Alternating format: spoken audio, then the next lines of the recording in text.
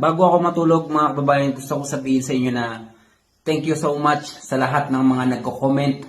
Maraming salamat sa inyo sa mga solid supporters ng Pinoy Farmer Channel, solid supporters ni Chance na magsasakang gala.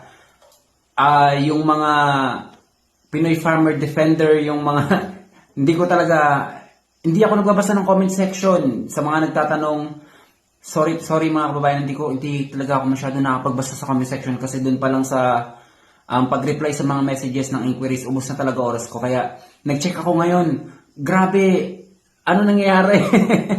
Grabe, sobrang pagmamahal nyo sa akin. Hindi ko expect. Dinidepensahan nyo ako sa comment section mga kababayan. Grabe. Yung mga nagko-comment doon na gumanda yung pakiramdam nila, yung nagko-comment doon na PM nyo lang si Kabayan, magre-reply yan, busy lang yan. Hindi ko expect na ganito na pala nangyayari sa comment section. Grabe, sobrang pagmamahal nyo sa akin. Hindi ko alam kung paano ko kayo pasasalamatan kasi to be honest, hindi sapat tong video na to na sabihin na salamat sa inyo.